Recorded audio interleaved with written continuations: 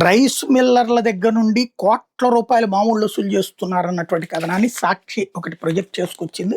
ఇందులో ఇద్దరు మంత్రుల ప్రధానమైనటువంటి వస్తుంది. ఇప్పటికే 80 కోట్లు మింగేశారు, ఇంకా మింగుతున్నారన్నటువంటి స్టోరీ.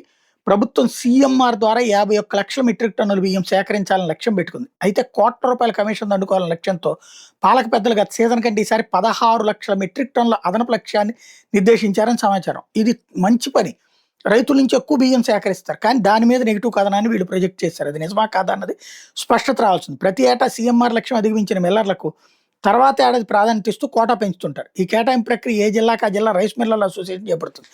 మిల్లింగ్ చేసే ధాన్యం పరిమాణాన్ని బట్టి బ్యాంక్ గ్యారంటీ ఇస్తారు, ఆ తర్వాత మిల్లర్లకు ధాన్యం కేటాయిస్తారు. ఇలా సీఎంఆర్ ద్వారా సేకరించిన బియ్యాన్ని ప్రభుత్వం ప్రజా పంపిణీకి కేటాయిస్తుంది. ఈ మేరకు ఏటా రాష్ట్ర ప్రభుత్వానికి మిల్లర్ల మధ్య 3 నెలల కాలానికి ఒప్పందం జరుగుతుంది. రాష్ట్ర వ్యాప్తంగా ఉన్న సుమారు 2280 మిల్లుల్లో దాదాపు చిన్న తరహా మిల్లులని 3 నెలల పాటు సీఎంఆర్ మీద నడుస్తున్నాయి. మిగిలిన 9 నెలలు ఖాళీగానే ఉంటున్నాయి. లాస్ట్ ఇయర్ కంటే ఏడాది 16 లక్షల మెట్రిక్ టన్నులు అదనంగా ప్రభుత్వం సేకరించేది లక్ష్యాలు నిర్దేశించడంతో మిల్లర్లు అదనపు ఆదాయం వస్తుందని ఆశపడ్డారు. సీఎంఆర్ అదనపు కోటాతో ఏడాది అదనంగా పని దొరుకుతుందని పడ్డ సంబరం కాస్త ఒక మంత్రి దోపిడీ ప్లాన్తో తలకిందులేదు. సీఎంఆర్కి అనుమతి పొందిన మిల్లర్లు మంత్రికి ముడుపులు మూటగట్టి ఇవ్వాలని అసోసియేషన్ ద్వారా ఆదేశాలు రావడంతో వాళ్ళంతా లబోదీపమంటున్నారు. సీఎంఆర్ ద్వారా మిల్లింగ్ చేసే ప్రతి క్వింటా బియ్యానికి 16 రూపాయల వంతున కమిషన్ ముక్కుపిండి వసూలు చేస్తున్నారు. కస్టమ్ మిల్లింగ్ ద్వారా సేకరిస్తున్న 51 లక్షల మెట్రిక్ టన్నుల బియ్యం మీద 80 కోట్ల ముడుపులు కొందరికి మినహాయింపు ఇవ్వడం వల్లే, లేదంటే మరింత పెరుగుతుంది.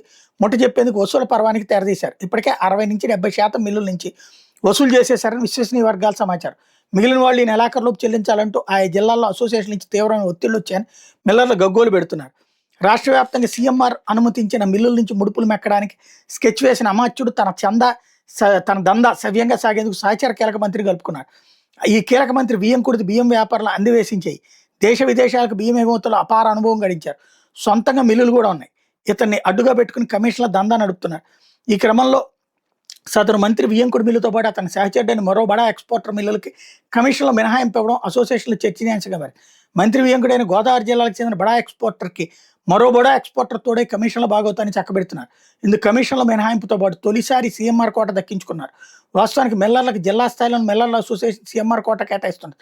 అటువంటిది అసోసియేషన్ ప్రమేయం లేకుండానే ఈ 2 బడా రైస్ ఎక్స్పోర్ట్ కంపెనీలు నేరుగా ఉన్నత స్థాయిలో తమ పలుకుబడి ఉపయోగించి సీఎంఆర్ అనుమతి తెచ్చుకున్నాయి. ప్రకృతి వైపరీత్యాలప్పుడు నష్టపోయిన రైతుల నుంచి బస్తా ధాన్యం కొనుగోలు చేసిన చరిత్ర లేని ఈ కంపెనీలకు ప్రభుత్వం పెద్దపీట వేయడం చర్చనీయాంశంగా మారింది అన్నటువంటి వార్తని హైలైట్ చేశారు.